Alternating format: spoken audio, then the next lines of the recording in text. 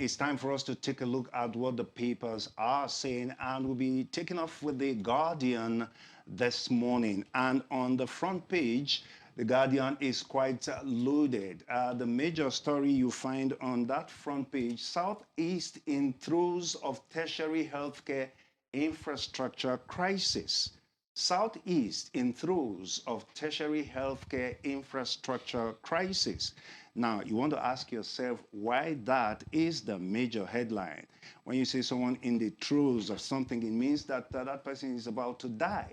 So why would this be? You want to find details out for yourself. And other stories you find on the front page. House approves state police bill amid walkout, includes guardrails. Of course, the House approves state police bill amid walkout, includes guardrails. 2027 CSOs flag gaps as INEC assures 2023 technical glitches fixed. Of course, we have other stories there. You find others. There is a proposed pension hike will cause job loss, business cuts, OPSN wants. Okay, and we also have DSS 6 stiff penalties for convicted abductors of Orire teachers, pupils. Of course, we already have a conviction already. Yesterday we found that out. Other stories that you find: Wike-led PDP reclaims Oyo Secretariat, dismisses factional claims. Okay, and 2027 election, Northeast political bloc backs Tinubu's second term bid. And presidency slams Atiku over US anti-Tinubu lobbying. All of these stories can be found on the front page of The Guardian. Of course, there are, pictures on the front page too that speak of things happening.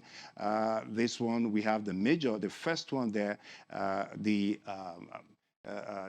central bank chief is being flanked by other people in the industry, and it shows, of course, Deputy Governor, Economic Policy, Central Bank of Nigeria, Mr. Philip Ikazo, and Chairman, Senate Committee on Banking, Insurance, and financial institutions. All of these people, though, on the front page in that picture are in the financial sector. Of course, that must have been something in the financial domain. Well, other stories that you find on the front page: Tinubu expands Nigerian Army divisions personnel capacity by 28,000. Well, you find the story on page 30. And passengers panic as Enugu Air aircraft skids off runway at Benin Airport. All right, on the Nigerian Tribune this morning, we have the lead story that says Tinubu approves expansion of Nigerian Army to 12 divisions. And he okays recruitment of 28,000 personnel to strengthen national security.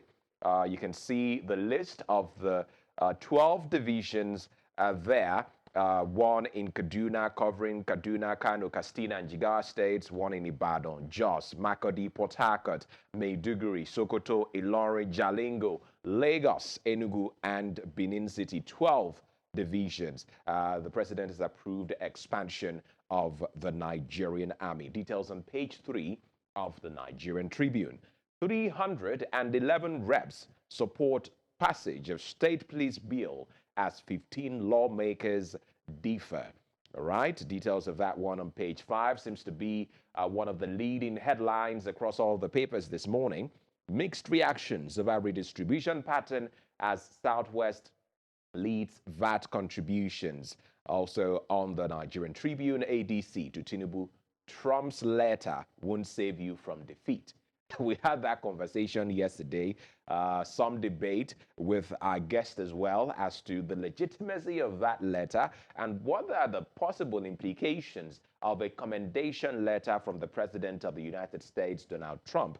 And the ADC is saying to Mr. President that that letter won't save him from defeat in the coming elections. APC chieftain warned me not to contest against Tinubu in 2027. Coming from Shea Makinde, the Oyo State governor. At you, okay, we also have above the masthead, 3 Orire kidnappers plead guilty, sentenced to life imprisonment. Yet another big story there. OBJ, that's Obasanjo, tackles Osoba on 2003 election, denies deceiving AD governors, says ex-Ogun governors unaware of several political undercurrents. And that's all we have for you on the Nigerian Tribune this morning. And from the Nigerian Tribune newspaper, we'll move it over to the Punch. I'm punching in this morning, and it's looking very heavy. On the front page of the Punch newspaper, the leading story, walkout rocks house as state police bill passes. That's the main story on the front page of the Punch newspaper. Walkout rocks house as state police bill passes. Now, this happened, a dramatic turn happened on the floor yesterday as, you know, the bill seeking to establish state police across Nigeria. But despite a protest and a walkout by members of the minority caucus, who argued that the legal framework required further refinement and that the constitutional amendment process was not properly followed. That was the argument yesterday, staging that walkout. But that story is on the front page of the Punch newspaper and just above the nameplate. 2003 poll, Obasanjo faults Osoba, accuses Atiku of impeachment plot. That story also on the Tribune. Just beside the nameplate, Tinubu expands army to 12 divisions, approves 28,000 recruits. Also on the Tribune as well, being read out to you some of the cities and locations where that will be established now. Protests erupt over controversial House votes. House minority caucus insist on rethink of state police bill. Opposition challenges state police funding plan and process. All of those riders on the front page as well. Employers reject federal government pension contribution hike. Those are employers who are now rejecting this as it rolled out a couple of days ago when this was brought in. Regulations, policies, the federal government are rolling in. Now the organized private sector of Nigeria has expressed deep concern over the recent announcement by the Director General of the National Pension Commission regarding a proposed increase in mandatory pension contributions and the introduction of an additional 3% mandatory annual contribution equivalent to 3% of the total wage bill.